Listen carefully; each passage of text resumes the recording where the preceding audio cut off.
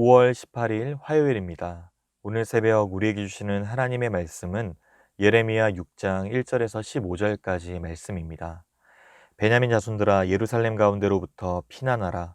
드고아에서 나팔을 불고 베닷게렘에서 깃발을 들라. 재앙과 큰 파멸이 북방에서 엿보아 오미니라. 아름답고 우아한 시온의 딸을 내가 멸절하리니 목자들이 그 양떼를 몰고 와서 주위에 자기 장막을 치고 각기 그 처소에서 먹이리로다. 너희는 그를 칠 준비를 하라. 일어나라. 우리가 정오에 올라가자. 아하, 아깝다. 날이 기울어 저녁 그늘이 길었구나. 일어나라. 우리가 밤에 올라가서 그 요새들을 헐자 하도다. 만군의 여호와께서 이와 같이 말하노라. 너희는 나무를 베어서 예루살렘을 향하여 목책을 만들라. 이는 벌받을 성이라. 그 중에는 오직 포악한 것뿐이니라. 샘이 그 물을 솟구쳐냄같이 그가 그 악을 드러내니 폭력과 탈취가 거기서 들리며 질병과 살상이 내 앞에서 계속하느니라. 예루살렘아, 너는 훈계를 받으라. 그리하지 아니하면 내 마음이 너를 싫어하고 너를 황폐하게 하여 주민이 없는 땅으로 만들리라. 만군의 여호와께서 이와 같이 말씀하시되 포도를 따듯이 그들이 이스라엘의 남은 자를 말갛게 주우리라. 너는 포도 따는 차처럼 내 손을 광주리에 자주자주 놀리라 하시나니 내가 누구에게 말하며 누구에게 경책하여 듣게 할꼬. 보라, 그 귀가 할례를 받지 못하였으므로 듣지 못하는도다. 보라, 여호와의 말씀을 그들이 자신들에게 욕으로 여기고 이를 즐겨하지 아니하니 그러므로 여호와의 분노가 내게 가득하여 참기 어렵도다. 그것을 거리에 있는 아이들과 모인 청년들에게 부으리니 남편과 아내와 나이든 사람과 늙은이가 다 잡히리로다. 내가 그 땅 주민에게 내 손을 펼 것인즉 그들의 집과 밭과 아내가 타인의 소유로 이전되리라. 여호와의 말씀이니라. 이는 그들이 가장 작은 자로부터 큰 자까지 다 탐욕을 부리며 선지자로부터 제사장까지 다 거짓을 행함이라. 그들이 내 백성의 상처를 가볍게 여기면서 말하기를 평강하다 평강하다 하나 평강이 없도다. 그들이 가증한 일을 행할 때 부끄러워하였느냐? 아니라.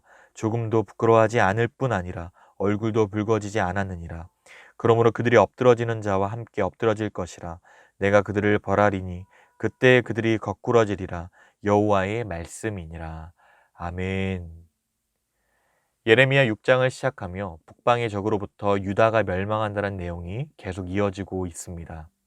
오늘 핵심은 거짓 선지자들이 외치는 거짓 평강에 대한 고발입니다.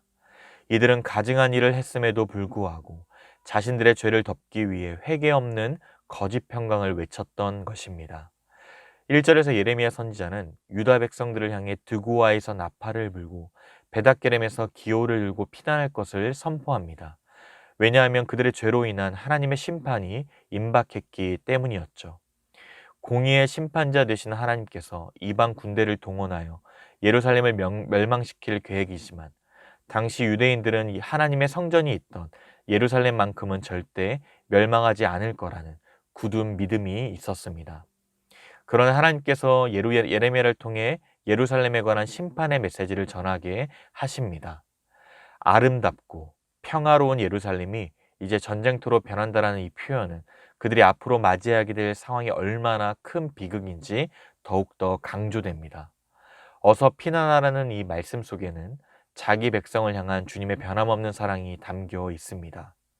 이처럼 하나님께서는 범죄한 유다 백성들을 끝까지 사랑하시고 은혜를 베풀어 주십니다. 6절과 7절에서는 심판의 당위성이 선포되는데 그들의 포악함, 폭력, 탈취, 질병, 살상으로 표현됩니다. 여기서 샘이 그 물을 솟구쳐냄같이 예루살렘의 죄악이 속출하고 그 백성들이 힘있게 죄를 범하고 있음을 고발하죠. 이처럼 그들은 죄악으로 가득 차 있었기에 하나님의 심판 대상이 되어버렸고 훈계를 받아야 했습니다. 만일 그리하지 않으면 예루살렘은 황폐하게 되고 주민이 없는 땅으로 만들겠다고 경고하십니다. 이제 하나님의 징벌이 임박했습니다. 그러나 아직 시간은 있습니다. 이 고난을 경고로 받아들여서 온전히 회개하여 돌아오라고 끝까지 부르고 계시기 때문입니다. 이것이 마지막 순간까지 피할 길을 주시며 기다리시는 하나님의 은혜입니다. 이어지는 9절부터는 포도 비유를 통해 바벨론의 공격이 곧 하나님의 훈계임을 말씀합니다. 유다 백성들은 그 원수들에게 처참히 짓밟힐 것인데 포도를 따듯 바벨론 군대가 이스라엘 남은 자를 말갛게 주우리라 하십니다. 이는 포도를 따는 사람이 추수기에 포도송이를 깨끗이 따고 땅에 떨어진 것까지도 줍듯이 철저한 심판을 예언한 것입니다. 이스라엘 백성들은 애굽에서 종되었던 것을 기억하기 위해서 약속의 땅에 들어가서 주의 궁휼하심을 잊지 않도록 곡식을 거둘 때 땅에 떨어진 곡식을 줍지 않게 하셨고, 포도수확도 그 남은 것을 찾으려 샅샅이 뒤지지 못하게 하셨습니다. 그런데 하나님의 궁휼을 전혀 나타내지 않았던 이스라엘 백성들은 그 모두가 탐심으로 가득했기 때문에 결국 벌을 받게 되었고, 그 벌로 인해 적들이 쳐들어와서 포도를 조금도 남기지 않고 샅샅이 찾아 거두겠다라는 말씀입니다. 그런데 하나님의 심판과 동시에 구원의 소식도 함께 전해집니다. 심판의 소식이 들리는 중에 아직 구원의 소망은 있습니다. 바벨론의 침략때 살아남은 자들이 포로로 끌려가기 때문이었죠. 포로된 자, 즉 남은 자를 통한 온전한 구원의 계획과 섭리를 가지고 계신 우리 하나님이십니다. 그러므로 심판의 소식마저 항상 구원의 소식이 담겨 있음을 반드시 믿으시길 바랍니다. 그럼에도 불구하고 예레미야는 유다 백성들이 자신의 말을 듣지 않을 것이라 말하며 그들의 귀가 할례받지 못하여 들을 수 없다고 하소연합니다. 그러면서 동시에 하나님의 분노가 그의 속에 가득하여 참기의 어려움을 실토합니다. 이제 하나님은 예레미야에게 응답하십니다. 11절 이하에 보시면 거리에 있는 아이들과 모인 청년들에게 부을 것을 명하시는데 하나님의 분노를 사람들이 모인 곳에 쏟으라고 말씀하십니다. 이것은 그들이 귀를 막고 듣지 않았기에 결국 주의 말씀이 실현되고 있음을 나타내는 것입니다.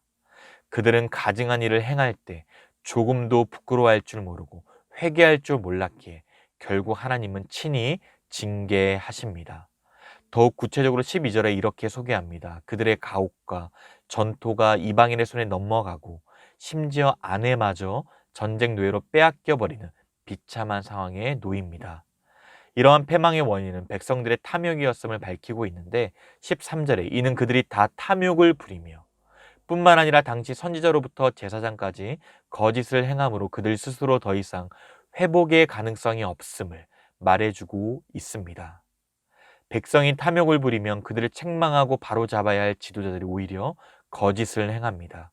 오히려 죄를 책망하기는커녕 평강을 선포하죠. 평강이란 하나님과의 올바른 관계로 이웃과의 관계도 바로 되는 삶의 평안함을 말하는데, 거짓 선지자들은 평강하다 말했으나 실제로는 평강이 없었습니다.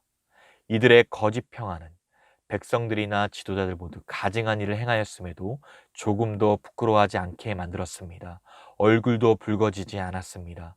이렇게 된 것은 탐욕에 사로잡혀 주님의 책망과 심판의 말씀을 전혀 듣지 않았기 때문이었죠. 결국 그들에게는 하나님의 심판만이 기다리고 있을 뿐입니다. 인간의 타락에 대해 어떤 학자는 중력에 비유하여 하나님께서 능력으로 붙들어 주셔야만 죄악에 빠지지 않음을 설명합니다. 그 힘을 거두어 가면 떨어질 수밖에 없다라는 것이겠죠. 죄의 무게가 우리를 아래로 끌어내립니다. 하지만 하나님께서 끌어내리시는 분이 아니라 죄 가운데 우리를 붙들어 다시 끌어올리시는 분이십니다. 온갖 죄악과 탐욕으로 물들고 하나님을 의지하지 않고 붙들지 않는 인간의 모습이 전부 그렇습니다. 우리도 다르지 않을 것입니다. 내가 스스로 빠져나온 것이 아니라 죄악에 더 깊이 빠지지 않도록 주께서 붙들어 주신 것이죠. 그러므로 우리의 판단, 우리의 절제, 우리의 능력은 붙드시는 주님의 은혜임을 기억해야 합니다. 주께서 우리의 모든 생각과 행동에 은혜를 허락하지 않는다면 중력과도 같은 죄된 본성 때문에 내려갈 수밖에 없습니다. 언제나 겸손과 감사하는 마음을 유지할 수 있는 비결이 있습니다. 올라간 나를 묵상하는 것이 아니라 나를 끌어올리신 주님을 묵상하는 것입니다. 철저히 십자가에서 낮아지시고 죽음에서 끌어올리신 분이 바로 예수님이시죠. 어떤 능력에도 교만하지 않고 어떠한 실패에도 낙심하지 않게 됨을 믿습니다. 은혜가 붙드는 삶을 살아갈 수 있기를 간절히 바랍니다. 사랑하는 성도 여러분, 하나님은 오만한 자를 물리치시며 겸손하고 통회하는 사람들과 함께 하십니다. 하나님은 구원할 수 있는 모든 사람을 구원하시고자 인내하시며 긍휼을 베푸시는 분이시죠. 예레미야는 앞으로 있을 위험에 대해 경고의 나팔을 불며 예루살렘에 임박한 재앙을 외치고 있습니다. 예루살렘의 멸망을 예언하는 동시에 예루살렘을 향한 주의 말씀에 순종할 것을 또한 촉구합니다. 비록 죄와 불순종으로 말미암아 분명 심판이 있는 것은 사실이지만 동시에 회개하고 돌아오기만 하면 구원의 은혜가 있다는 것을 보여주십니다. 그러나 유다 백성들은 거짓 평안에 속아서 하나님의 말씀을 듣지도 회개하지도 순종하지도 않습니다. 말로는 평강하다 하나 실제로는 평강이 없는 삶을 살아갑니다. 진정한 평강은 하나님의 은혜 아래 그 돌보심과 붙드심 속에 있음을 기억하시길 바랍니다. 우리의 삶을 더욱 견고하게 세우시고 지키시는 것은 오직 주님의 은혜뿐입니다. 징계를 통해 피할 길을 주시고 마지막까지 회개와 구원의 기회를 허락하십니다. 하나님은 자기 백성들에게 사랑과 은혜를 베푸시기를 원하십니다. 재앙이 닥치기 전에 아직 시간이 있을 때 돌이키는 은혜가 있기를 바랍니다. 거짓 평강이 아닌 주께서 주시는 참된 평강을 흘려보내는 우리 모든 성도님들의 삶이 되시기를 주님의 이름으로 축복합니다. 기도하겠습니다. 하나님 아버지, 은혜와 사랑을 감사드립니다. 예루살렘에 관한 심판의 메시지를 통해 우리 자신을 돌아보게 됩니다. 유다 백성들처럼 탐욕의 눈이 멀어 거짓 평강이 속지 않도록 지켜주시고 은혜 아래 돌보심과 붙으심 속에 허락하시는 참된 평강을 경험하도록 인도하여 주시옵소서. 죄에서 자유를 얻게 하신 예수님을 날마다 묵상하며 어떤 능력에도 교만하지 않고 어떤 실패에도 낙심하지 않도록 은혜를 베풀어 주시옵소서. 감사드리며 살아계신 예수 그리스도의 이름으로 기도드리옵나이다. 아멘. 개인적으로 기도하실 때 오늘 주신 말씀을 붙들고 기도하시고 주간 기도 제목을 따라서 환우들과 또 성김 사역을 위해 기도하겠습니다. 질병으로 인해 낙심치 않고 잘 이겨낼 수 있도록 어떠한 상황과 환경 가운데서도 새 힘과 새 능력을 더하여 주시옵소서. 치유와 회복의 소식이 들려오게 하시고 크신 은혜를 베풀어 주시옵소서. 모든 섬김 사역을 통해 그리스도의 온전한 영광이 충만케 하옵소서.